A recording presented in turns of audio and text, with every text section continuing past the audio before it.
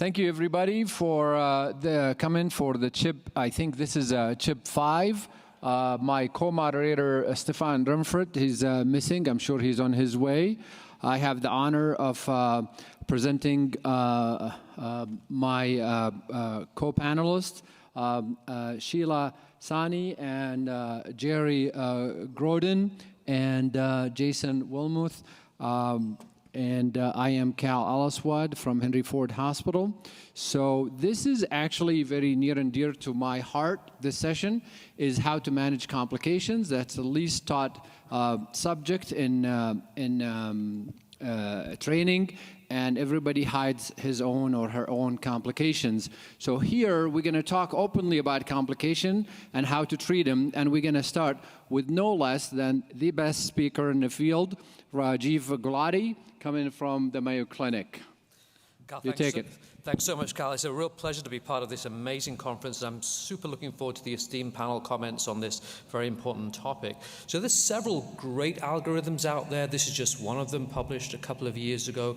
Really worth looking at these in detail. I will tell you they all emphasize immediate actions, being balloon to stop flow, get echo and your pericardial fit, call a colleague, and to alert CV surgery at baseline. That gives you the time to manage this complication. Now, I'm going to stick with major vessel perforation, won't talk about wire or collateral perforations in the interest of time. So here's a case, a 73-year-old female with limiting angina, prior bypass grafting with an occluded lemur graft to LAD and bilateral subclavian artery occlusions. Here's her angiogram, and you'll see there is a very calcified, high-grade left main lesion, competitive flow in that circumflex, and occluded graft, the LAD. So the question is what to do here with this calcified left main lesion. IVUS won't cross. And I'll tell you now, this was a few months ago. If I had this case again, I would probably do some combination of number 1 and 2. Now, in this case, we went straight to number 3. We can debate that on a case-by-case basis. And you'll see here, this was this orbital 1.25 device, a major perforation actually coming from the proximal LAD, not from the lesion site. Interesting because there was no resistance in advancing this device, low speed, but a real impressive proximal LAD perforation. So this was treated with balloon occlusion, low pressure, test puff to ensure no contrast going. An echo was done, only a tiny effusion, hemodynamics was stable, but there was a continued same leak on angiogram. And so we elected to place a papyrus-covered stent in that proximal LAD and a regular drug-eluting stent to the left main and gave prosamine at the end. The patient did well without needing a drain, did have a prolonged hospitalization because of a femoral hematoma and chest pain, but no angina. And here's the result after the covered stent, still flow into that circumflex because the left main was treated with a regular DES. So what do we know about this modern drug-eluting covered stent, not drug-eluting, that we have in the US? Well, this is the best data from Dave Kanzari, 1,094 cases. It's interesting that 31% of these cases were not frank perforations. Just bear that in mind as we talk more. The cause of perforation was balloon angioplasty, was the commonest, stent, atherectomy, and wire in some. A third needed pericardiocentesis, and 3/4 had a single covered stent use. There are 2 studies that have looked at the outcomes in detail. The first is the one I just showed you, the Kanzari study, and then similarly a French registry study also published recently. The French study was different because they also had a few cases of aneurysm use with a covered stent. And you'll see the theme here is that all of these stents are super deliverable. Look at that, 95, 98%. Pretty darn good ceiling, 91 to 92%. In-hospital death was notable. These are sick patients having a complication. And subacute or acute stent thrombosis also notable. That's not 0. I do want to point out the long-term follow-up because this is something that we don't often talk about. But the French registry followed these patients up for almost 2 years. You see the death rate there. But the thing to point out there is the late and very late stent thrombosis and restenosis rates. Now you can say, listen, you've saved these patients' life. This is one of those things. It's a trade-off. But I can say this is not negligible. You can say it's low. You can say it's high. But I'm going to say it's not negligible. Interested to hear the panel's thought at the end. So what do we know about papyrus stent? Absolutely a life-saving addition. 1 stent, 1 layer design means it's very deliverable. Used with a 6-French guide or guide exchange. You can pierce through that layer for side branch access in those rare cases where you're, for example, covering the left main. But the rate of acute and late stent thrombosis are not negligible, and you have to consider each case carefully. Do you really need a covered stent? And in that regard, here's a case, a 73-year-old female with a tight LAD, rotablation, balloon, stent, and post-dilation. And during post-dilation, you see that perforation of the balloon and perforation of the vessel. You see that happen there. Now, she was very stable with the balloon up and even with the balloon down, and there was no pericardial effusion. So most likely this is intramyocardial staining, deep wall dissection, but an impressive and scary amount of contrast. And you can imagine how it's quite tempting with the deliverability of the papyrus stent just to throw one in there, but actually it's not necessary. And a regular stent was placed, and she got a nice result, absolutely no effusion, and was home the next day. And here's actually, this is that balloon. I thought it'd be interesting to show the perforation. This was a pinhole perforation from what must have been a calcium spicule. And you see, even at 2 or 3 atmospheres, the pinhole contrast squirting out of that balloon of that patient. Here's another case where a covered stent was not used. This was an ADR and stent with a contained perforation in the mid-right. You see that. Very stable patient, post-bypass, made this as a pocket, contained perforation, and at 6 weeks, this had sealed by CT angiography. We had elected not to place a covered stent, but you can see how tempting it might be, how easy it is these days to use a papyrus to put one in. In this case, I think a good decision not to do that. I'm going to finish up with the protamine question. Again, interested to hear the panel's thought. I can tell you one thing about protamine, it does work. Here's a case of a brachial perforation after a radial complication. You can see that blooming of contrast despite 15 minutes of attempted balloon tamponade. No change, ongoing leak into the upper arm. But after 2 minutes of balloon with protamine, completely sealed up. So protamine does work for perforation. The question is, should we use it routinely, selectively, or not at all? And we, I think, have to individualize this. What's the risk of an ongoing leak without protamine? And the risk of thrombus if you're going to give protamine, and not just in the coronary with your gear there, but also in the pericardial space. The last thing you want is clots in the pericardium when you have a drain in place. I think, honestly, this is case dependent. Is this an ACS STEMI with thrombus at baseline? What's the extent of the leak? How long is your equipment going to stay in the vessel? Our general approach is not to give extra heparin, to aim for the lower end of normal ACTs, 150 to 200, a smidgen of protamine if necessary, and then when you're done, give a full dose at the end. So to close up here, have a plan. I think this is the key message. Know your equipment, know the compatibilities of your stents and guide liners and guide catheters. Immediate balloon will temporize the situation and give you time to think. And stress again, these new covered stents are an absolutely life-saving advance, but those late events should give pause for thought for case selection at baseline, and long-term follow-up is needed. Thank you. Yeah, Rajiv, it was a very nice presentation. You covered the main vessel perforation subgroup. And I think if I would like to poll the audience, who among you have, in your experience, placed a covered stent, a papyrus stent? Great. Who among you have used fat or coil to deal with a perforation? It's growing, but it's not as much. So I'd like to hear about your experience, and it may not be as critical, but is it something also that all labs need to be facile at using to deal with those distal wire perforation that can actually lead to tamponade? Absolutely, Stefan, 100%. In fact, I don't think you should graduate from a fellowship program unless you have hand-on experience with embolics. I don't think you need all of the embolics skills for everyone. I mean, you guys know all of them, but coils probably the most likely and the most teachable, and industry will come in and show you how to deploy them. Microbeads are other reasonable option. One of the downsides with microbeads is it does induce an intense inflammatory reaction and can be quite painful for patients. But I think if all the fellows learn coils, and you don't need to know all of them, we only have two. We have Tornado and Ruby. One's detachable, one's not. But if you have some coils, know which microcatheters they go in, know that you can use a balloon in the guiding catheter to anchor your microcatheter to stop it from prolapsing out.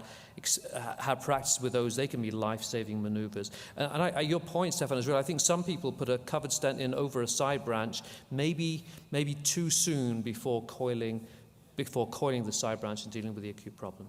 Absolutely. Who among the audience use protamine? actually less than covered stent. So I'm going to go down the panel. Jason, protamine, no protamine, what the dose? I will give protamine, but you just have to use it with a lot of care. You just need to make sure that there is no blood in the pericardium, because that blood will no longer be blood after you give protamine. You need to make sure that all of your gear is out, because bleeding with thrombus is a much worse situation than bleeding alone. And so for me, protamine only goes in if all of the gear is out. Perfect. And then the last thing I'll say is, if you have a perforation and you have a good seal that you've documented, and I'll watch the patient for another 20 or 30 minutes and do another angiogram, I won't give protamine, because we've had 2 cases in our lab of thrombosis after protamine with a covered stent. What was the dose, Jason? I think it was like 30 milligrams. Okay, so yeah. Jerry, protamine, no protamine, what the dose? Protamine is a last resort. Okay, Sheila? I really agree with Jason's approach. I think it's case by case. You need all your equipment out. You need to make sure the pericardium is dry. But again, it is going to depend on, judgment call. Are you at risk for thrombosing any equipment that you put in? Okay, Nilan? Yeah, I mean, I agree. Nothing to add, really. Okay. So protamine 20 milligram after all the gear out. I am not convinced that you give a protamine when the pericardium has a blood in it. How the protamine going to get to the pericardium? If you are in the process of tapping it, you're going to be able to tap it before the protamine gets to it. That's my opinion. Stefan, protamine? Well, protamine, and I fully agree with Jason's approach. It's like, I want to make sure that I don't have a pericardial effusion, and second, that we've dealt, those perforation needs to be dealt mechanically more than pharmacologically, and all the efforts to do it are very important, like the case you did, balloon inflation and everything. And I think be on the look of the new I'm forgetting the name of the balloon, the spiral balloon from Teleflex. Ringer balloon is actually, we did in Henry Ford, of course. It's complication, we have to do it first. We did it last week, the first device in the US. Yeah, so that's a very tiny long balloon that's built in a spiral, and then you inflate it, and therefore you have flow at the same time. So it serves as a perfusion balloon, but also while you're working, you can rewire and be ready to deliver your covered stent. So that might be a big game changer in the way we will manage, perforation in the future. So be on the look. So I guess when it's going to be available and commercially available, is it at the present time? So we actually got exemption from consent form when it's a long process, about 6 months of work and paperwork. You have to do a community-informed consent, and about 12 centers in the U.S. starting the study. Hopefully, we're going to get approval for this device. It's a really, I'm predicting it's going to be a game changer. So I think we gained 2 minutes. Thanks, Rajiv. That was great. You want to present the next speaker? Yeah, our next speaker will be Poonam, Velagapudi. I said it the right way. And we'll present on I Just Lost a Stent. Poonam, welcome.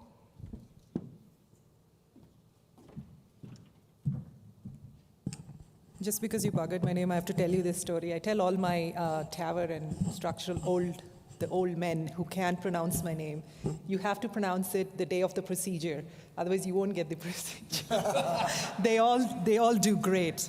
So We got you on the podium now. You cannot back out. all right. All right, I haven't lost very many stents, but I'm going to do a quick case presentation and then go through some algorithms. I'm a structural and interventional cardiologist at the University of Nebraska. Me and Stefan always wear the same color, if you notice. These are my disclosures. And so this is a case of an 88-year-old female who's a dog trainer, actually, very, very active, who came to the clinic with CCS class 3 angina that was getting worse despite maximally tolerated guideline-directed medical therapy for her angina. So she has a history of CAD, RCA, PTCA in 2019. They couldn't put a stent in because it was a very calcified osteal lesion. And then her labs were within normal limits, and she had an abnormal stress test in the past. So we decided to proceed with an angiogram, given that she was already optimized on her medical therapy. And you can see that there is an osteal lesion, and then the mid-RCA is diffusely about 50 to 60% diseased. The left system was all right. There was that mid-LED diag, about 50% stenosis. So, after a good discussion, she's very, very active, and she just didn't want the angina. She wanted to continue doing what she loved to do, so we decided that she would want to proceed with the PCI. And then this was a little bit of a challenging guide engagement, I have to say. Tried the AR hockey stick, and then obviously you can see the AL 0.75 also, because of the osteal lesion doesn't sit very well. So ballooned everything, and then the stent, when I tried to put the stent in, it was I believe an onyx. This is what happens. You can see that everything was pushed back. So I didn't actually show you the wiring and everything, but it wasn't easy to wire that RCA. I needed a Pilot 50 to get through, and then I switched it out for a Platinum Plus and then used my workhorse, but we couldn't deliver anything. Multiple attempts at the stent failed. And you can see that the stent is now, after everything was pushed back, the stent got stripped, and it's at the ostium of the RCA. So here's an attempt to try and wire into that stent or by the stent. All those attempts failed. Couldn't get the guide to even sit coaxially. And then as we kept trying, the stent now flies away, and out it goes of the RCA. So now it flies out into the left system so it was in the annulus for a bit, and then it jumps into the left system as we were trying to even get close to it. And so now it's sitting in the, from the look of it, the proximal left circ. So he went back now with the left guide, EBU3, and you can see it's in the proximal circ. As the plan was I was trying to get tried to get this out with an end snare, but then it still jumped again and goes into the distal portion of the vessel. So now it's almost, the stent is the size of the vessel. It was a 3.0 stent, and I didn't think it'd be safe enough to go down that far with the snare and stuff, and so I just decided to crush the stent there with a new stent. And so I put a 3.5 by 20 and then post-dilated it, and then this is the final image, and that's the, sorry, I'll go back. I don't know if that's, the IVIS is not playing, but anyway, that's, it went fine, and yeah, actually it's playing. So there's 3 layers of stent now. So the patient did okay.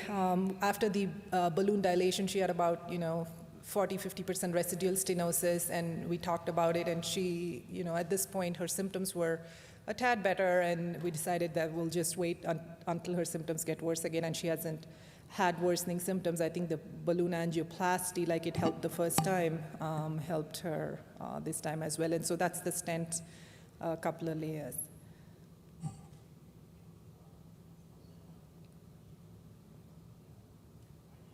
So I'm going to go through the algorithm for retrieving a last stent. So it can be, there could be 4 different scenarios, right? So you could lose, it could be a partial stent loss where the balloon is still sitting within the stent. It could be a total stent loss with the guide wire in place.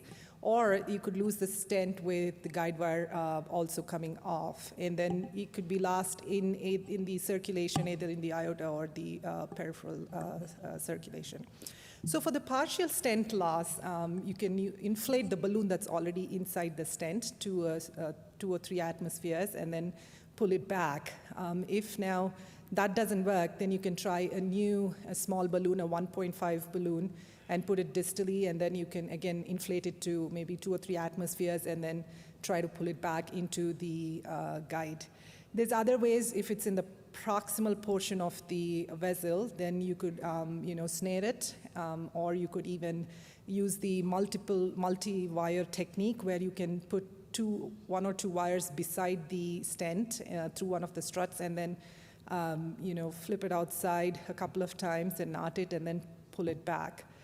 Now, you could also crush the stent if it was a smaller sized stent in a bigger vessel, or you can use proximally a balloon and then push it to a place where the stent size matches the vessel size, and then deploy it there.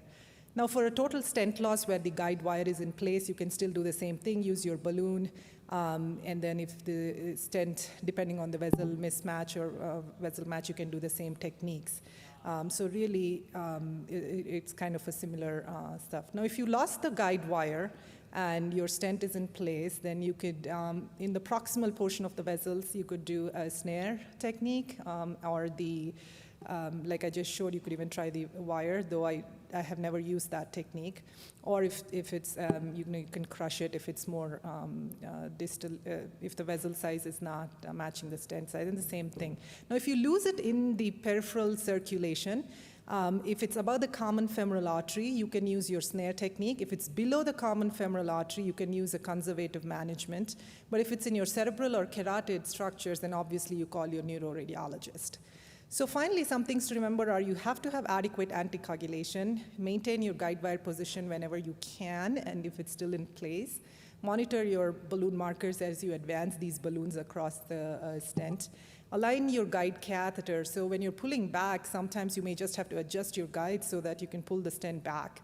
And then check the integrity of your stent and the balloon once you're out of the body to make sure it's out in whole. And then identify the last stent and scaffold by fluoroscopy, and then in the left main, try to retrieve versus crush the stent. So using an algorithmic approach really helps, but doing a good vessel prep probably would be the way to prevent stent loss. Thank you so much. Thank you so much. This is a really very, I think it's more common than because people forget to report it when it's happened. So how many of the audience lost stents in the last year? All right, there is a fair number. And out of the strategies mentioned, Jason, you lost a stent in a proximal LAD. Can you go over like your top 2 techniques? Yeah, I think the big thing that kind of differentiates how I would approach it is whether I've got a wire through it or not. Because if there's no wire through it, then it can be a little bit more challenging. It's more likely to move on you. And in a situation like that, if it's in the proximal vessel, I would try to snare it, either with a small loop snare or use a multi-wire technique where you put multiple wires down the vessel and spin it and see if you can snare it that way. If the wire's over it, you have a little more options. If there's a part of the balloon in there, you can expand that, and then that makes it kind of gives you a nice cone shape that makes it easier to then drop sequential balloons in. Can I ask you a question? Like, let's say you're pulling the stent and now stuck in the left main and stick it in the aorta. What would you do? If I've got a hold of it? You try in the balloon, the balloon slipped through, or the stent, you lost it while you're trying to deliver it. Let's assume it's sticking in the aorta for long distance. What would you do? I would probably try to snare it, and then you pull everything out as a unit. What you don't want to try to do is, like, once you've got a hold of it, you don't want to try to pull it into the guide catheter, because oftentimes you lose control of it, or it breaks loose, and then it's in the aorta and it's going to go someplace you don't want to go. So once I get a hold of it, I try to move everything as a unit out. I'd much rather deal with losing that coming into my sheath, or worst case scenario, pull sheath and everything out and hold manual pressure on the groin. So Jerry, I'd like to ask the panel. You know, we talk about retrieving stents, but what's your main strategy to prevent losing a stent? I'd like to hear what people are doing in their daily practice. Do you prep your stent before you bring him to place? Do you avoid doing it? What's your strategy? I think prepping lesions is important, but I just wanted to make a comment about osteal lesions, because stents get lost in osteal lesions because of the guide position, and you try to position the stent, you come back and it catches on the edge of the guide. This happens in renals, this happens everywhere like that. I find the guide liner to be extremely helpful in these situations where you balloon the osteal RCA, for example, here to a 3O vessel, your guide is not very coaxial, and you already put a stent in the mid RCA, you can very easily get a guide liner, probably advance it into the RCA, get the stent where you want to be, get the guide liner out, and then pull the stent back to position and deploy it rather than try to push and pull. So the guide liner has helped me a lot when I have problems with coaxiality of the guide. Even in renals, I'll try to kind of deep throat whatever guide I'm using a little bit beyond the ostium, get the stent in, then try to get it back. I think that helps. Sheila? But I think it's a very important point to think about the lesion that you're dealing with. I think the common culprit here is a very calcified vessel. If it hasn't been prepped adequately, you're going to be struggling with delivery of equipment, and that's where you're going to get into trouble. That's why every time you don't deploy something, check it, make sure your stent is not deformed. And you know, as cases get longer, when we don't prep adequately, these are the outcomes that can happen. So taking the time to prep the vessel to adequately size and sequentially balloon dilate, pre-dilate is very important. I've always been, and that's my practice, but I'd like to hear anybody on this. I never, and I see that others don't care because I have to stop my technicians at the table in doing it. I have to teach them that I don't want to do it.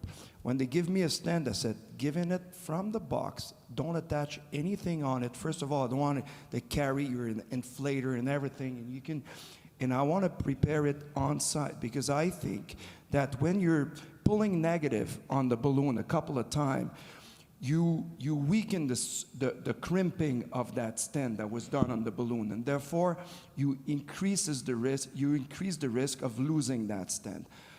I'd like to hear if anybody does that in their practice. Jerry, what do you think about these thoughts? Like, do you prep your stent or you don't prep your stent? I won't, if it's an osteal lesion or very calcified where the risk is greater for balloon loss, I won't prep them. Okay, but you normally prep in other lesions? Yes. Okay. So, by the way, the Boston Scientific stent actually is made with a cushion in front of it. So if you prep the stent, you lose that cushion, and it will become actually higher likelihood of losing the stent. However, there are a lot of people who prep every stent before they put it, and I am with you, Stefano, on that. But I think the Mazen thoughts and like about the guide sometimes stripping it when you're bringing it back, and Sheila's ideas about I think the balloon, when you're trying to deliver the balloon, it will give you an idea if your stent will go. If you're struggling to deliver a balloon, I will basically not deliver a stent. Next, I will deliver an IVUS or OCT. I'll see what the vessel looks like, and then I'll prep the vessel more with a CSI or shockwave or roid ablation, and then you'll be amazed how easy to deliver those stents. And I think it's kind of progressive. If you follow the algorithm that we learned in fellowship, pre-dilate, then deliver stent, then post-dilate, and if the stent doesn't deliver, just give up and change your strategy. We get stuck in a failure mode, and that's when we lose stents. If you give up, you're not going to lose a stent. The other thing also is the tortuosity. Absolutely. So you need to make sure that you have a stiff wire or a buddy wire, because that helps too. I think a stiff wire will increase the likelihood of losing a stent. I think buddy wire probably better. I don't believe in buddy wire because I'm not sure the vessel is ideal with. What I believe in guide liner or trap liner or a guidezilla, those are actually will protect your stent and you get them in. However, I think even with tortuosity, if you prep the vessel enough and you have a good guide support, you'll be fine. So with that being said, we're going to move to the next speaker. Thank you, Poonam.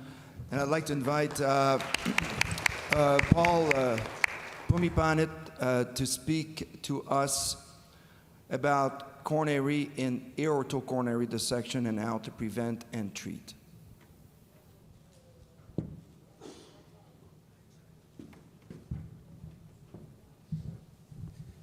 That's a pretty good job on my last name.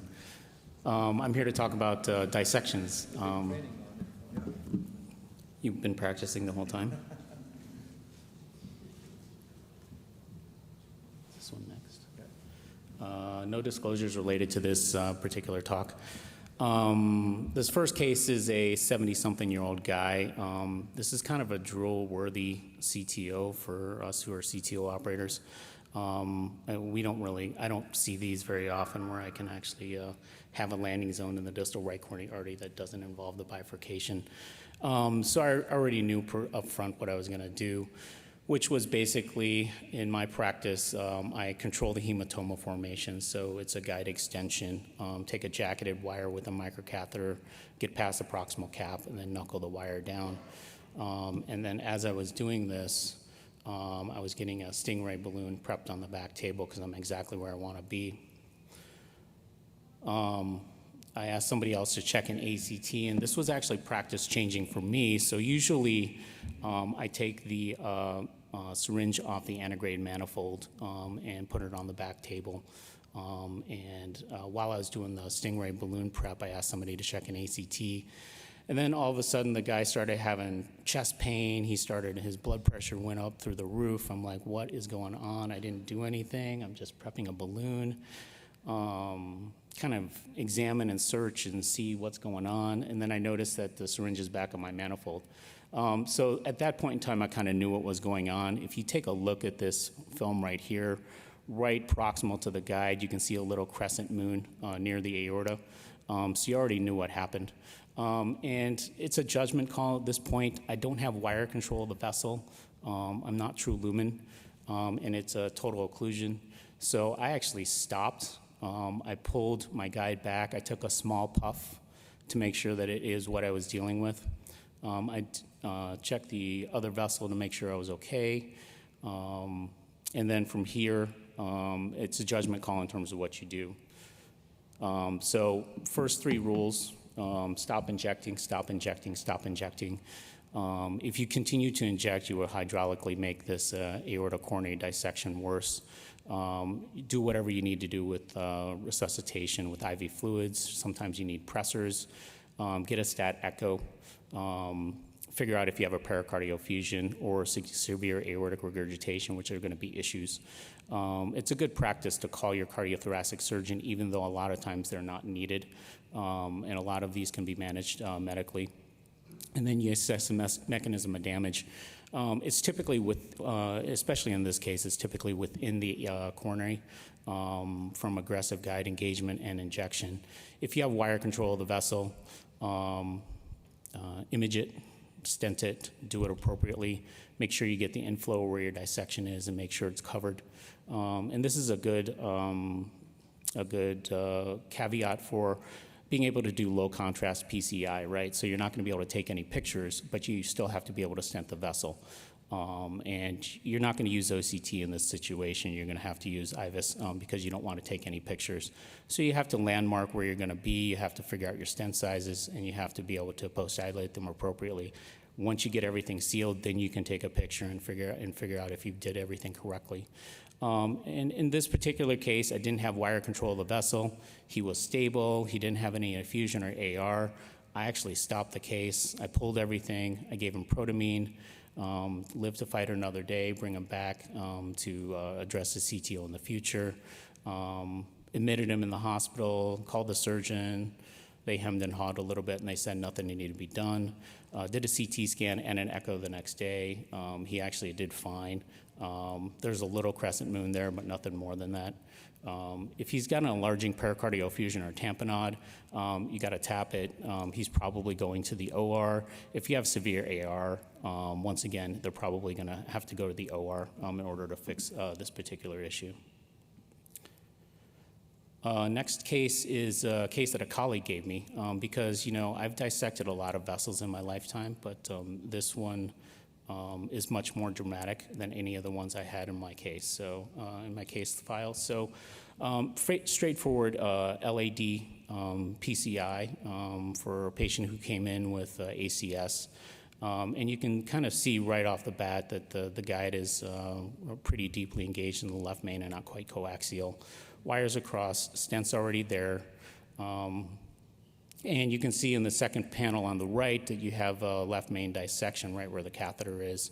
And then as you keep going, I didn't show you all the pictures because I only have 8 minutes, but continuing to take pictures is usually not the right solution in this situation. So got one stent in, realized that there was a problem, took another view once they adjusted the guide a little bit, and you can kind of see that everything's dissected now. So what do you do in this situation? In this particular case, they actually got a wire down the circ and they put one stent in there. They fixed the outflow part of the dissection, but they didn't necessarily address the inflow part of the dissection. And my colleague did the case on the right where he basically stented everything.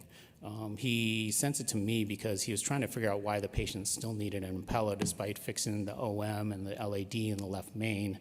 And the only thing we could think of is there's the second OM that was totally occluded that didn't have flow. So I told him to go after that one, and he did that too. He used the IVUS catheter probably 8 times during this case. Every single vessel that he instrumented, he IVUSed multiple times to make sure that he got everything done correctly. Eventually, this patient did well. Impella came out, left the hospital. So in terms of dissection, a lot of it depends on the mechanism of what your dissection is. A lot of times it's going to be related to your guide. And once again, the first 3 rules are no further antegrade injections because you'll just make it worse. You'll hydraulically dissect, it'll extend, you'll have to cover more vessel. Hemodynamic support as needed. If you have wire control of the vessel, put your IVUS catheter down, stent it, all the way back to where the inflow part of your dissection is. If you don't have wire control of the vessel, it's much more challenging. You can do IVUS guided wiring, you can do parallel wire. Sometimes if that doesn't, if it's a small vessel or a branch vessel, a lot of times you can manage them conservatively. If it's anything like this case and you can't get all the vessels, you need to call your surgeon or do bailout strategies. You can try to star, you can try re-entry, but a lot of times you need to get your surgeon involved pretty quickly.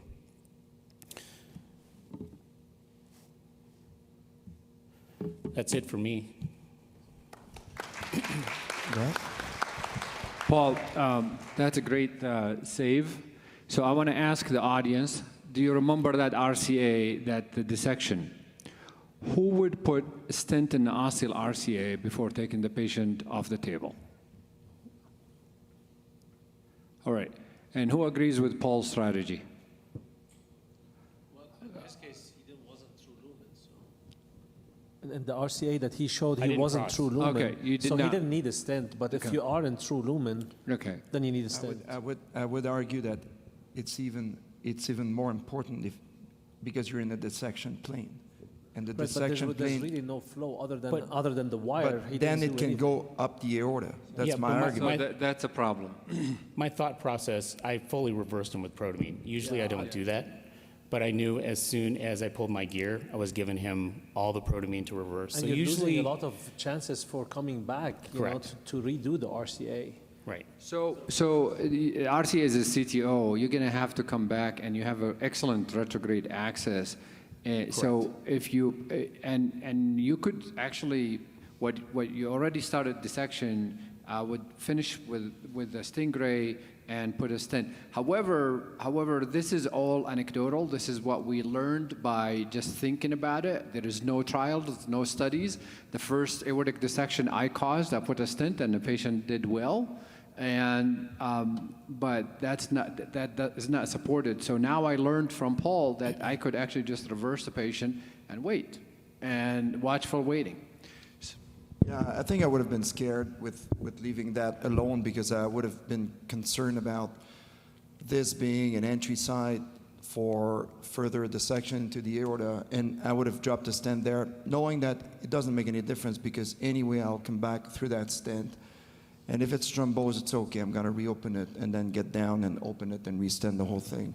But again, I had a case this year, very scary, on the first shot. Guy had an RCA CTO and a circ CTO, and the LAD was severe, young man, 45, and on the first shot, because the RCA is a CTO, we had good alignment of the right guide, but right away we had an ascending aorta dissection, really high. And it was true lumen, like it dissected the whole thing in the proximal. So we stented the thing, and then the surgeon said that's what saved the surgery right away, because we monitored the patient, the hematoma and the contrast stayed the same, and over the days afterward, you could still see the contrast regressing and regressing and regressing, and finally he said that was the right thing to do. So I don't know. Can you get a microphone, or we don't have an added microphone? I'm going to give you my microphone. What I'm asking is sometimes pressure in the injector. Oh, you mean assist device? You don't do manual injection? I don't do mechanical injection. Anybody can comment about that? I don't have any idea. I do both. I think it's very important in situations like these to try not to, and if you do, you need to ask your technician not to do the usual 448 with the 1 second. You need to decrease the volume, decrease the rise time very well, so that if they do inject, it's not a forever injection. So I personally, they hate me, my technicians, because I'm always tapping on the injector to change the settings depending on what you're doing. If you large guided catheter, it may not make a difference, or something small and diagnostic catheter pressure in 1600, that can go like a very high velocity, create a yeah. So by the way, if you're doing CTO, the antegrade guide should be manual injection. It should not be assist device. I don't know what the names of the devices. I don't use them in the cath lab. Do you agree with me, Stefan? Yeah. I use them all the time, and I don't. You can use it on your retrograde gear, but not on the antegrade. Jason, Sheila, do you guys use assist in your labs? I use both, but what you can do is I have my own settings that are reserved, and they're extreme low pressure settings, and I just use that routine. For the antegrade guide? In general, for my PCI, so that's my setting, so that you don't have to fuss around with the machine, because I don't want anybody, I don't want to ever be in a situation like that where the guide is roofed and you're very high pressure or high volume. Jason? Yeah, we're a manifold-only lab, so we don't use assist. I think the one thing that I've kind of learned over the years, having unfortunately seen and done a fair number of aortic dissections, is how benign they end up being. Really, the only indication to take somebody to the operating room in our institution is if they have AR or a significant hematoma. We've seen a number of dissections go up all the way up to the arch. We had an elderly lady pre-TAVR PCI that one of my partners did, dissected all the way across the arch.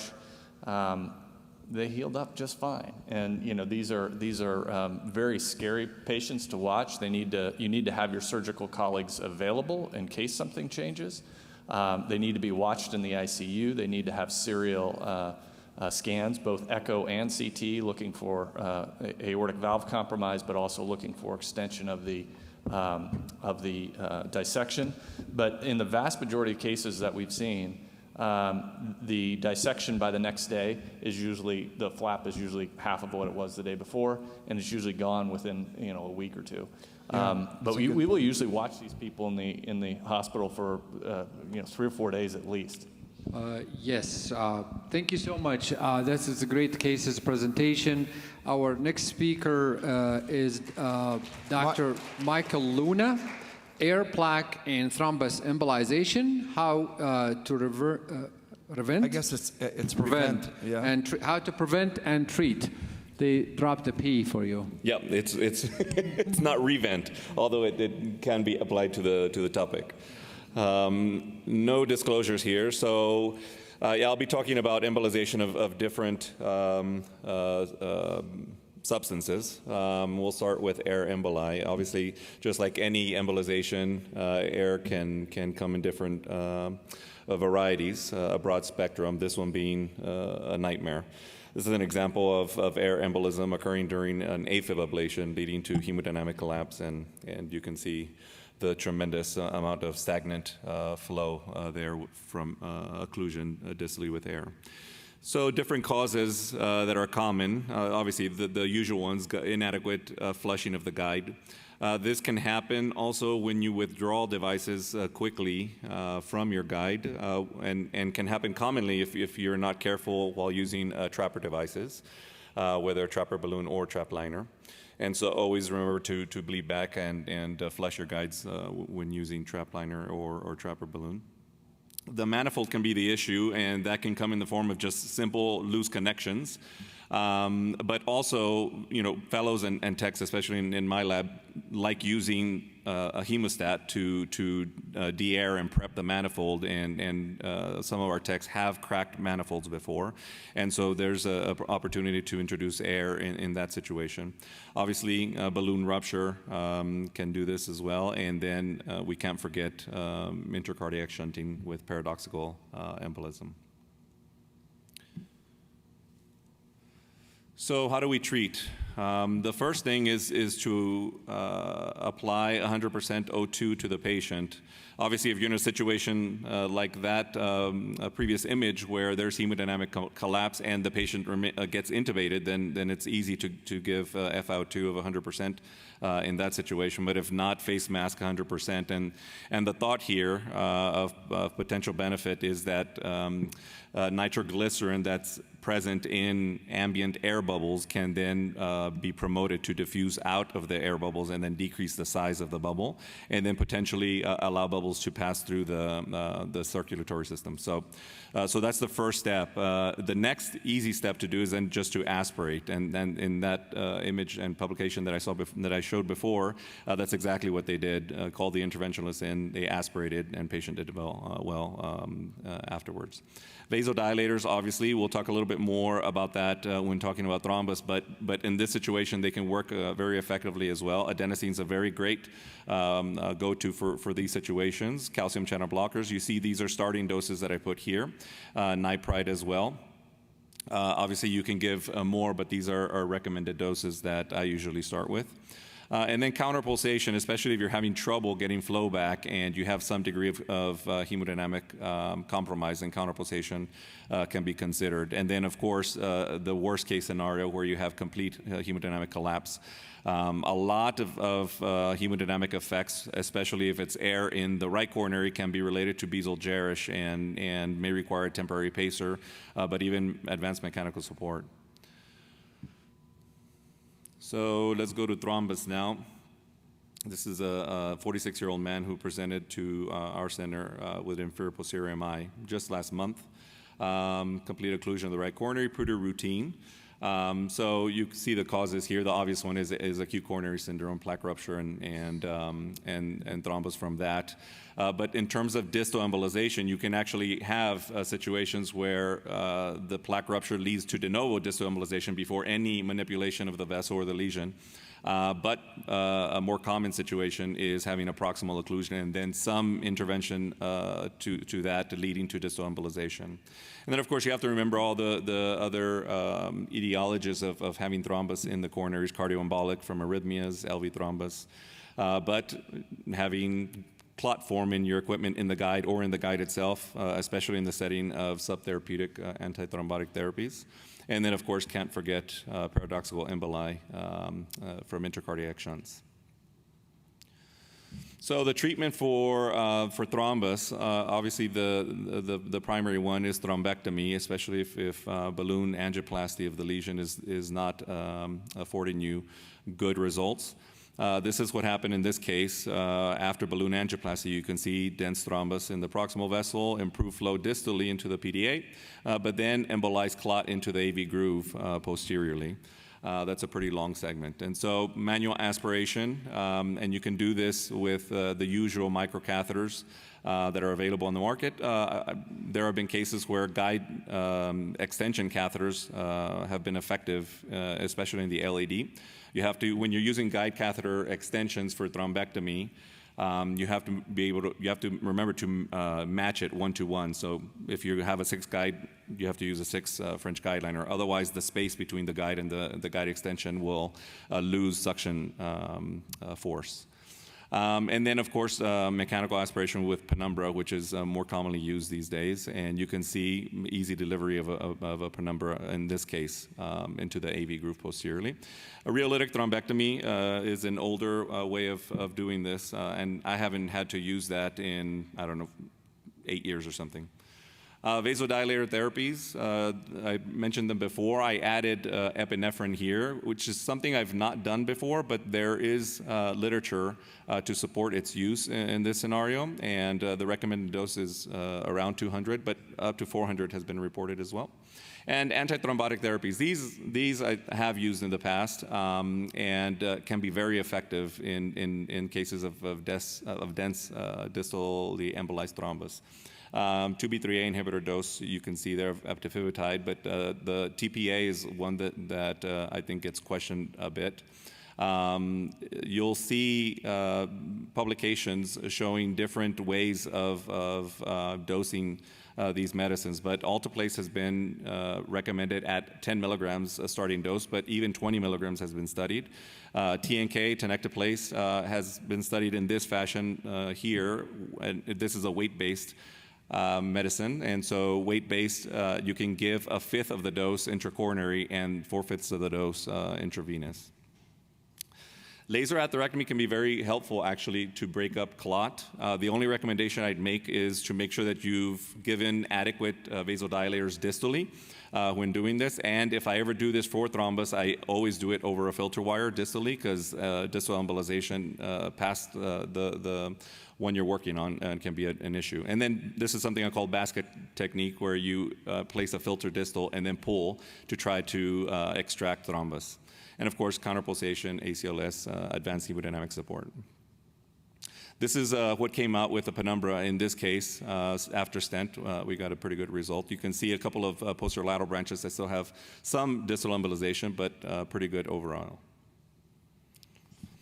And then plaque is the last one. So this is a patient I did recently who presented pretty sick, ended up having a low EF, LVDP of 40%, non-STEMI, turned down for surgery. You can see he has a dense, diffuse calcified disease throughout the right coronary, also had left main and disease in both circumflex and LAD. And so the big I think learning point for plaque is that lipid laden tends to be the highest embolizing risk. And the important recommendation, I'd say, is to upfront be very aggressive with your antithrombotic therapies in someone like this, and with hemodynamic support. So if you're going to end up having to do a lot of extensive atherectomy in someone like this with hemodynamics like this patient, then mechanical support at the most advanced would be ideal. This is an important recommendation that I think is a good takeaway, and that is distal injection. Being very facile with microcatheters, distal injection, delivering all your agents distally through a microcatheter, prepping the microcatheter outside the body to make sure there's no air. All of this should be practiced so that when it's needed, it's easily used. But this is a situation where a patient came in with non-STEMI and some neointimal occlusion of the in-stent segment, but also thrombus. After ballooning, there was no flow. And distal injection is performed to try to figure out the level of obstruction. If this is a no reflow phenomenon from distal thrombus injection or air or what have you, then when you distally inject into this vessel, you tend to see this sort of bobbing of flow and staining in the myocardium, because that no reflow is a microvascular myocardial issue, as opposed to having just some embolization into the more mid portion of the vessel. And this not being a no reflow situation. Now you see here in the middle picture, I'm injecting through a single lumen microcatheter, but ideally, and just to save time and to not lose wire position, I actually prefer using a dual lumen microcatheter, so you keep wire in place and you inject through the second lumen. The Pronto LP is a good example of that. And you can deliver all your medications distally using that technique, and it's a monorail. It's very easy to get out. So these are my take-home points. Be prepared to use everything, and figuring out in distally embolized cases where the level of obstruction is key. 100% FiO2 in any air embolism possibility, and then be savvy with all your distal vessel pharmacological administration and angiography. I'll take questions.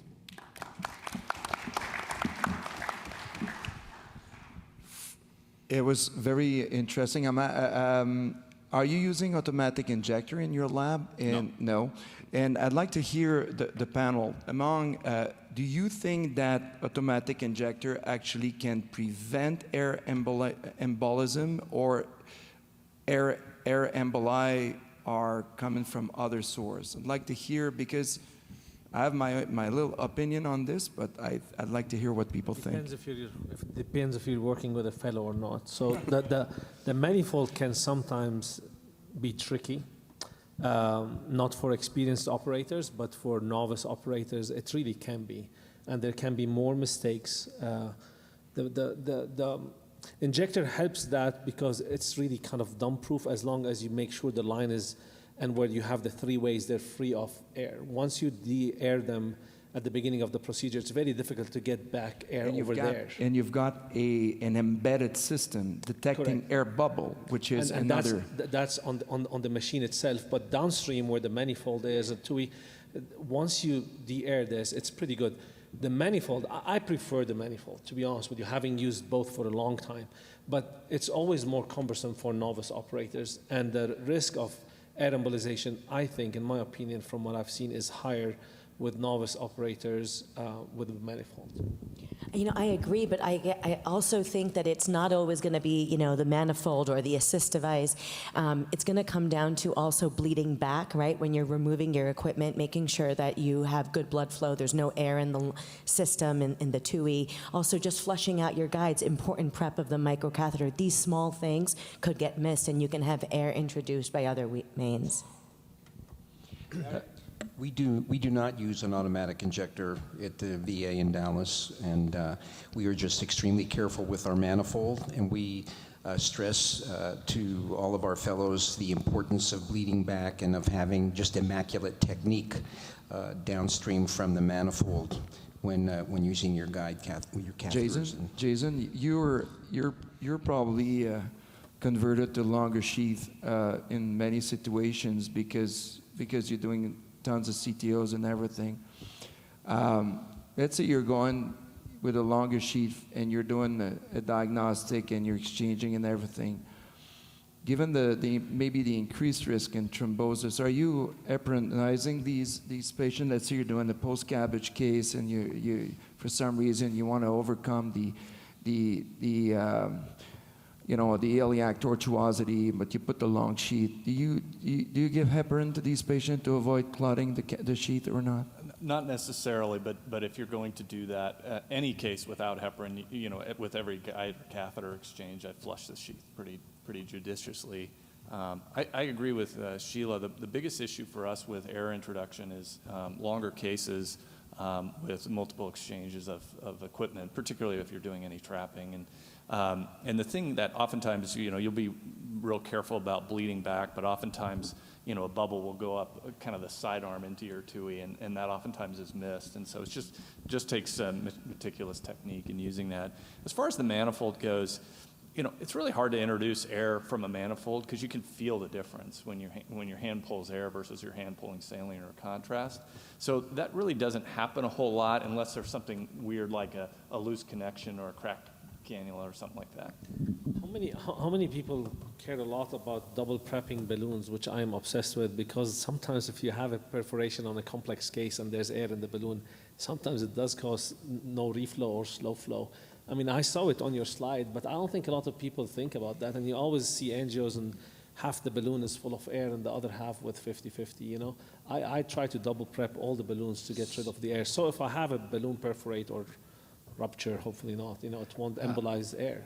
I actually double prep the balloon, not for that reason, because I think when you have air and the rupture, if you have to remember that you inflate your tires, your car tires have only 2 atmospheres.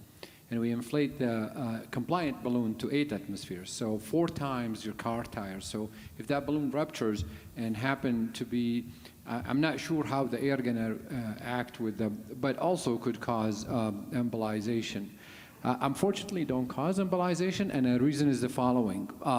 You develop, of course I used to when I first started, I think you have to develop what we call muscle memory for dealing with your manifold or any device.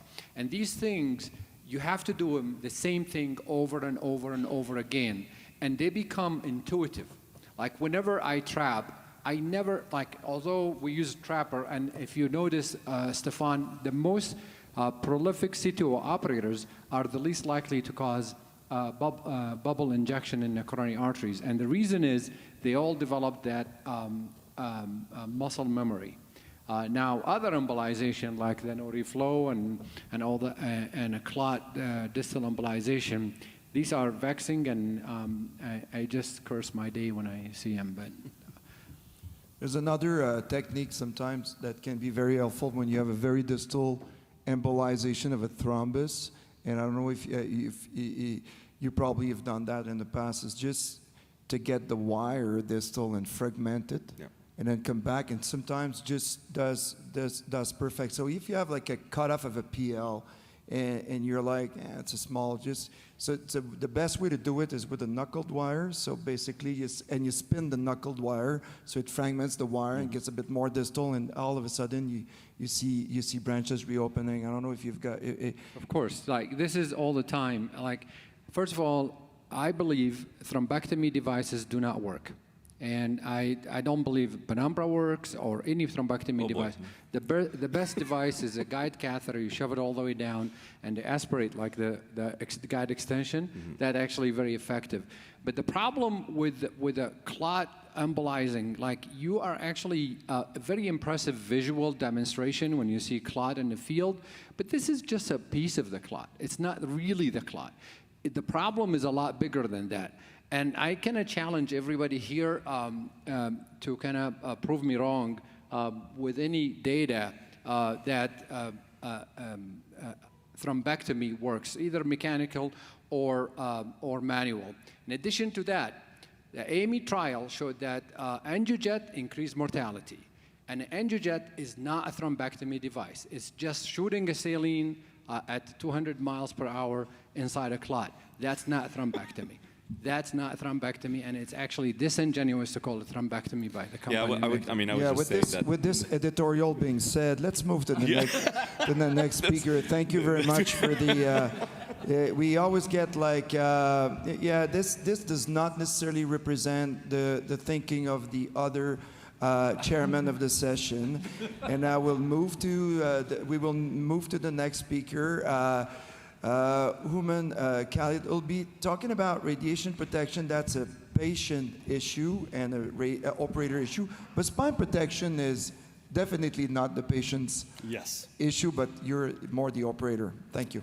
All right, thank you very much. So yeah, I'll be talking about radiation spine protection. So we're all becoming increasingly aware of the amount of radiation that the operators and the cath lab personnel get. I think when we start off as interventionalists, in our late 20s and 30s, we're kind of cavalier. We think we're quite healthy and there's nothing to worry about, blood radiation. But the reality is this is cumulative and it adds up. This is a study from Mayo Clinic, actually Dr. Gulati's paper. They looked at the radiation that the head receives. Obviously, it makes sense. The left side of the head receives quite a bit of radiation. And we've seen studies talking about left-sided brain tumors in interventional operators as well. And there's actually a quantitative way of measuring DNA damage, this time from circulation from endovascular aortic repair procedures, where these signs of DNA damage were measurable in blood work shortly after the procedure. and for the next 24 hours, slowly subsided. So quite scary. So again, staff and operators get much smaller amounts of radiation during procedure, but it is cumulative, repeated exposures over time. And the primary mechanism of exposure, unlike the patient, which receives a direct radiation, we get it through radiation scatter. You guys probably seen this slide before, the way to reduce radiation, reducing the intensity, reducing the time of exposure, increasing the distance, and of course increasing shielding. So what does it mean in the cath lab? There are patient variables that you cannot control, for example, body size. Larger patient's body habitus, the more radiation as the equipment is delivering higher intensity radiation to the patient. There are behavioral variables and equipment variables, however, that we can potentially control. Behavioral variables, you guys heard of heavy foot syndrome, first-year fellows putting their foot on the pedal and not even looking at the monitor. So importantly, if you're not looking at the monitor, don't be flooring the patient. Use fluoro store instead of cine. More and more, we're doing that. You get a lot less radiation with fluoroscopy.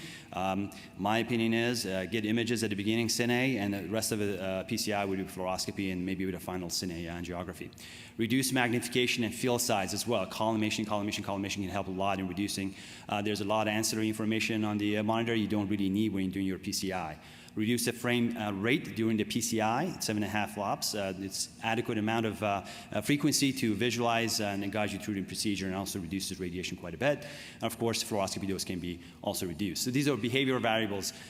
Steeper angles on fluoro do generate a lot more scatter radiation to the primary as well as the secondary operator. You guys probably seen the figure on the right side. The higher the table position in relation to the detector, the less radiation the patient receives. However, for the operator, the higher the patient's table is, the table height is, the more scatter radiation is actually delivered to the operator. So perhaps a middle ground would be a happy medium for both the patient and the operator. Equipment, obviously, the newer equipment do deliver a bit less radiation without much compromise in quality of imaging. Of course, this is something that you have to convince your hospital to invest perhaps in a better radiation equipment. That may be difficult to do. From a shielding standpoint, there is a ceiling suspended and a table suspended shielding. They only work if they're positioned properly. If they're hanging at the side and not between the patient and operator, and as close to the patient as possible, they're not going to do much protection. But if appropriate position, they can cut quite a bit down on scattered radiation as well. Rad pad, these are disposable radiation pads that can be used to also help with reducing scatter radiation. They do, in fact, reduce quite a bit, 20 to 44% reduction. This is another thing, lead hats, they may not work that well as you think they would. Again, this is a study from the paper that was in my second slide. 3.3% reduction in radiation to whole brain if you do not have that side shielding. If you have that side shielding, there's 55% reduction in radiation to whole brain. So by itself, it may not cause a whole lot of reduction because a lot of it comes through the face and the bottom of the head. So that's why you still get quite a bit of radiation. You see in that previous figure that the eyes still get quite a bit of radiation exposure. There's a study from that operators and cath lab personnel have a threefold increase in lens changes compared to average person. Lead glasses can cause a reduction, 27% reduction, but if you have side shielding, that's even better, 61% reduction to the left eye. Right eye, not so much, again, because the scatter radiation is delivered to the right eye from different, it's not coming from the front, it's coming from the side. So it has to be a right lead glasses. There are automated shielding equipment that can be used. Again, it's a little bit claustrophobic for the patient, quite a bit actually, but it, again, requires some investment from the hospital. Yeah, I wouldn't want to be the patient. The other behavioral changes you can do is real-time dose monitoring. If, as an operator, you know how much radiation you're getting in real time, solution by Philips as well, dose aware, you may be able to change something about your behavior, your position, your shielding, body position of the table position of the patient. So it can be very helpful to modify your behavior. I think also important to address radiation protection during pregnancy for the primary operator or secondary operators. In general, the recommendation is to have the occupation radiation should be less than 5 millisieverts. And in general, an interventional cardiologist should be receiving less than 1 or 2. Consider wearing a direct dosimeter, particularly underneath the waist, so you can get the amount of radiation that's being delivered to the pelvis. Inform the institution radiation safety personnel so you can work closely with them to figure out the best strategy for you, and can consider a pregnancy half apron or a full apron. I don't know about you, I don't want to look like this. I spend, an hour on my hair every morning, so this will ruin it. A full gear like this still could look fashionable. This is Lauren from Dallas VA Cath Lab. So a protective apron, thyroid shield, everything can be worn and can protect you very well. And by the way, leg protection can be very helpful. In that study with the DNA damage, leg protection actually reduced the amount of DNA damage that was noted in that study, probably because of all the scattered radiations that's being delivered to the leg. But all of this can wear on you, which moves on to the next topic. The most common health kind of related injury that's reported by the cath lab personnel is orthopedic illness, and particularly to a cervical spine. The longer you work in the cath lab, the more frequent this problem becomes. The risk of ortho injury over a lifetime is about 40–50%, 2 to 7-fold higher than other medical occupations. So it's quite a bit, and it is not just obviously to the attending physicians and fellows, it's more so to the other cath lab personnel, nurses and techs. They have a lot more burden of that. Newer aprons are a bit lighter while providing a little bit similar amount of radiation protection. Proper fit is very important. So oversized lead is not good for your back. A 2-piece probably is better than 1-piece, and also make sure that it's tightened around the neck. You don't want all the lead to be on your shoulder, on your spine. This would be potentially an optimal setup. You want to make sure the monitor is at the direct field of view. You don't want to be too low for you to be looking down on it. Upright posture, compression stockings have been shown to reduce fatigue on the legs and leg pain and foot pain. Shoe insoles and a nice floor mat can be helpful. Of course, if you have access to robotic PCI, that'd be nice. You can just sit there in your comfortable chair and do the PCI, and as your other cath lab staff do the real work. Zero gravity is another option. I've never had access to one of these, but it's a ceiling suspended lead, provides nice radiation protection and keeps the weight off your back, although I wonder about how much mobility you have in these things really in the cath lab. There are newer solutions for radiation protection as well as really tremendously help with the pain. Dr. Simon Dixon is going to talk about some of these, I think, tomorrow in an afternoon session, but they can obviate the need for really an apron, reduce scatter radiation dramatically. This is one solution. Ramper is another solution. Can also, in a similar fashion, you can potentially do a procedure without a lead. So it cuts down on radiation significantly, also helps keep the weight off your back. And potentially help with reducing risk of orthopedic injury. Regardless, I think doing core exercise is important. We did a survey, and only about 15% of the respondents where interventional cardiologists said that they were doing any sort of core exercises. People did exercise, but not a whole lot of core. So we do have a review article if you guys want to look in more detail about what sort of exercise. We work with a physical therapist to come up with a quick set of exercises you can do at home, exercise you can do between cases. These are mostly isometric exercises. Some work with exercise bands that are easy and it would help with the posterior chain and paraspinal muscle strengthening. So take-home message, long-term exposure to radiation should be minimized, and you should start off early. This is not something you should focus on mid-career, but early on. Primary operator can significantly reduce the radiation exposure to themselves and others by certain behaviors that they take in the lab. Fluoroscopy better than cine, reduce flops, maximize shielding, collimate. Occupation hazard of interventional cardiology can lead to missed days and has shortened careers. We have all of us have seen that. Maintain proper posture, practice appropriate ergonomics, reduce orthopedic injury, and newer technologies can definitely help significantly address both of these issues. Thank you very much.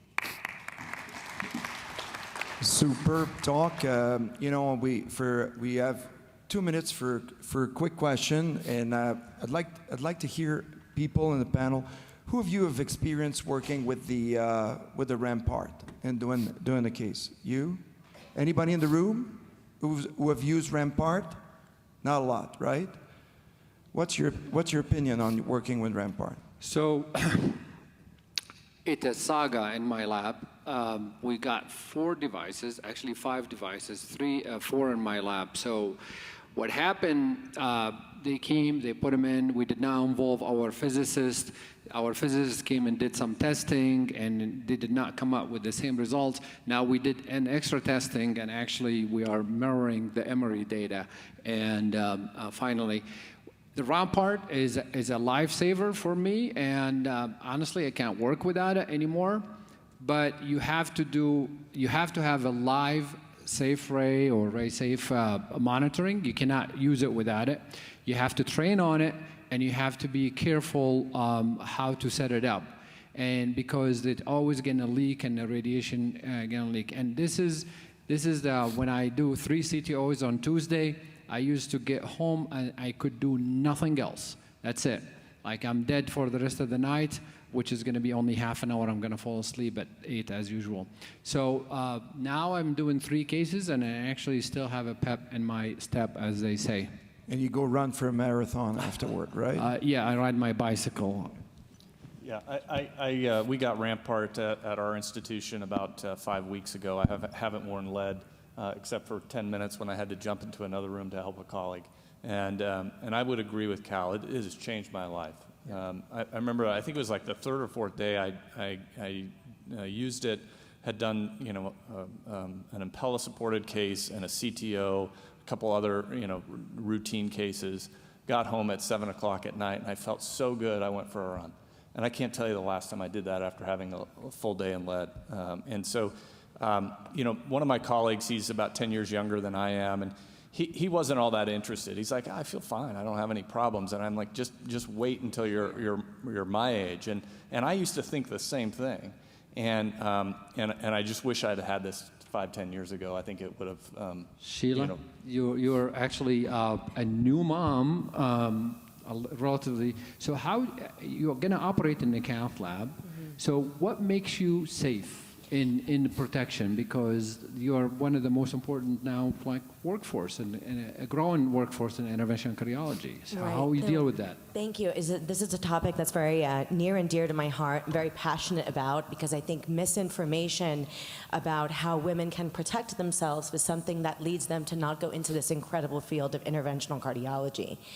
One thing I have to correct in the presentation is that when you said that pregnant women should wear 0.5 millimeter lead, it's actually been shown that they do not need to. They can wear lightweight lead by practicing proper radiation safety measures. So a fetal dosimeter is an absolute must. Getting that real-time data, both before pre-pregnancy planning, so before, as soon as I started to capture data. That was really important for me to know, if I'm going to be in a long case, what was my exposure?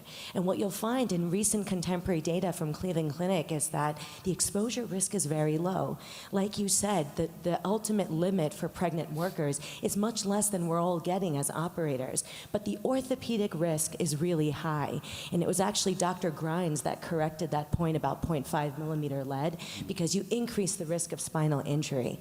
So you can absolutely be an operator, but you have to keep target of your dosimeter. And I think that can become difficult. We're often just, we'll run in, sometimes we borrow other people's lead. That needs to be very strategic. And hygiene about how you practice radiation safety measures begins in your training. It's something that's very difficult to learn when you become early career members, and it's very important to know your equipment and to practice those good techniques. Thank you, Sheila, and thank you very much for your presentation. We're going to move on with another very important topic, kidneys and how to protect them. And we're going to have Anand Prasad to talk to us about that. Just for, can you give me that? Just for radiation safety, there is my friend Simon going to have a talk about it tomorrow. Please show up. He has a great information to present for you guys.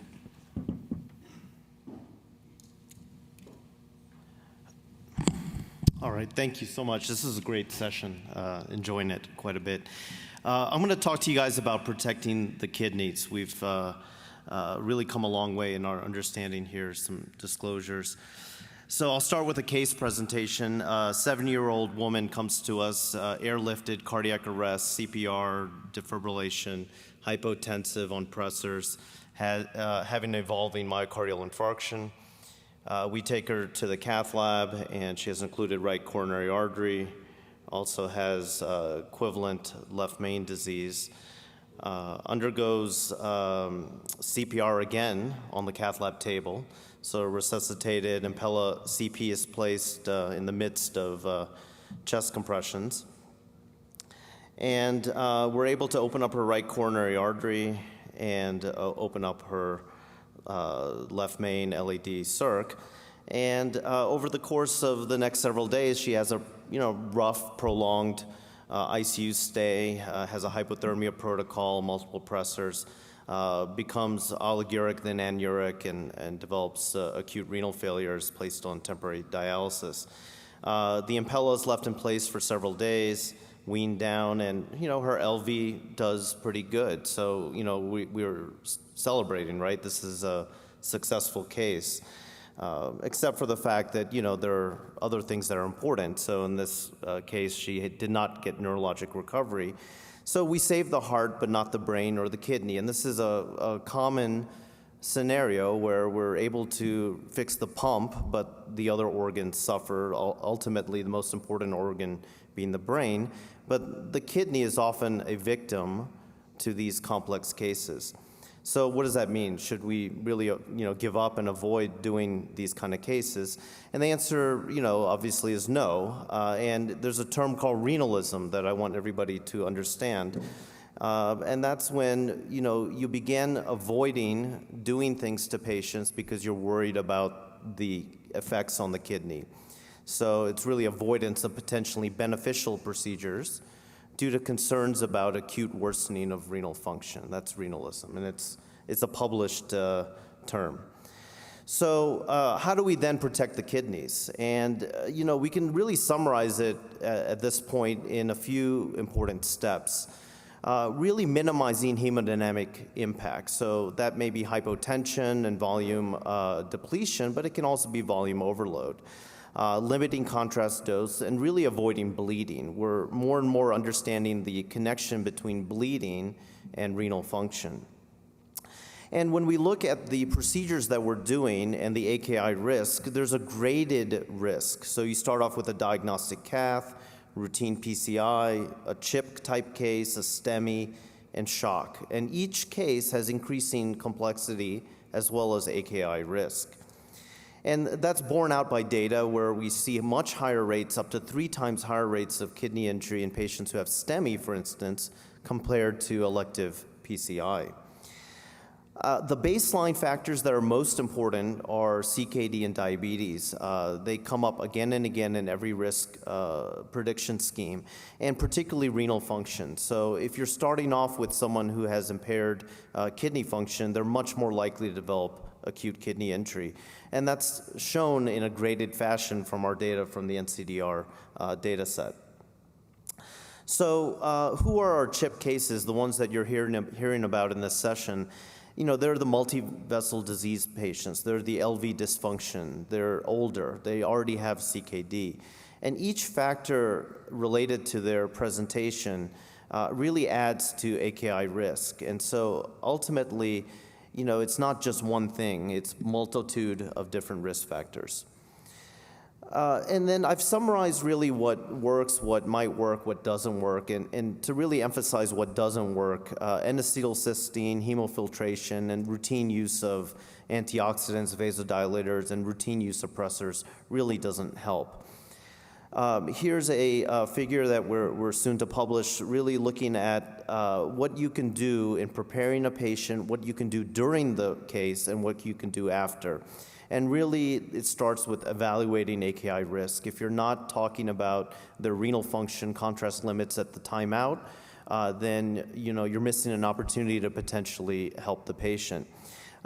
We tend to get nephrology and multidisciplinary involvement too late. So really talking to the patient, their families, nephrology, primary care about that patient. They may be scared to get the procedure, but if you actually calculate the numbers and show them that their risk of dialysis from a given interventional procedure is relatively low, that may persuade them to get the procedure. And we deal with that, I deal with that on my TAVR patients. They're so scared of ending up on dialysis that they, avoid the TAVR, which in most cases can be life-saving and improve their symptoms. During the case, measure filling pressures, whether it's LVEDP or right atrial pressure, have some sense of what their intracardiac pressures are. And then monitor, just like we saw Dr. Khalili talk to us about radiation safety, monitor your contrast use in real time. There are some measuring devices for that, but simply having a sense of how much contrast you've already given that patient. And then if you can stage a procedure, the data are not great, but obviously if you've given 250 mLs of contrast and you want to do some complex work on the right coronary, maybe bring them back for that. And then afterwards, at that point, it's probably, too late to really impact their renal function other than to monitor and identify those patients that are developing kidney injury in a delayed fashion. We may optimize their meds. And remember, after an AKI event, one of the biggest reasons why someone gets readmitted is heart failure. So that relationship between AKI and heart failure is very important. And it's a growing concern with our heart failure population. So, in a typical complex case, measure the hemodynamics, consider LV support if it's appropriate. Isoosmolar contrast may have some benefit. And what I've actually found is there's many times I have hemodynamically tenuous patients. 2 years ago, I would have rotablated them, maybe with Impella support. Now I can use intravascular lithotripsy, avoid those long atherectomy runs where they would get hypotensive. So I really do think the introduction of lithotripsy for calcified lesions has improved the hemodynamics of a lot of our patients. Radial access has been associated with decreased AKI rates, so a radial approach, and then if you're going to do an Impella case, consider a single access approach to further lower bleeding risk.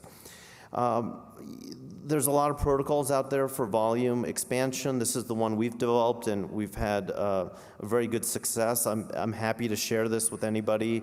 We'll be publishing it more broadly, but just reach out to me, and I'll be happy to share my volume expansion protocol. Not too much on contrast. Isoosmolar, low osmolar, very controversial. There's multiple meta-analyses that show there may be some benefit for isoosmolar. What we've shown is that in high-risk CHIP-type cases, complex lesions, patients with CKD and diabetes, there's probably a benefit of isoosmolar contrast in that higher risk cohort in a composite of major adverse cardiac and renal events. So strategies when you're working on the patient to lower procedural dose, obviously, staging when possible. There's some data that contrast-saving devices like the Divert or automatic injectors like Assist may lower our contrast delivery. There's growing interest in zero contrast PCI, dextran-based OCT, and use of IVUS rather than angiography. But I think the most important thing is to set a contrast threshold limit. We use 3 times the eGFR as our limit and really try to stay below that. The Impella data are interesting in that there are some data for high-risk PCI that the use of Impella may lower AKI. That's also been shown in the CVAD registry. Conversely, administrative data set publication here by Dr. Amin showed that actually maybe Impella use was associated with more AKI. So it remains to be seen. There's some ongoing randomized controlled trials that will have renal measures, so we should have a better sense of the impact of transvalvular support on renal function. So take-home points, AKI is common. It's particularly common in high-risk patients associated with adverse events. We really want to identify patients early, optimize their volume status, and reduce contrast volume and choose our contrast dye very carefully. Thank you. This is really important problem we face in Michigan. Blue Cross Blue Shield measures us and actually ties our reimbursement as an institution to our outcome data, and one of those outcome data for 1 year with the CIN. And we dug really deep in it. The problem what like, I was talking to the nephrologist, and I told him, in the cath lab, we have increased incidence of CIN. And my nephrologist said, you know, in our institution at Henry Ford Hospital, because we are a quaternary care center, everybody comes at the end of their life, probably. He said, even patients come for ophthalmology procedure get renal failure in our institution.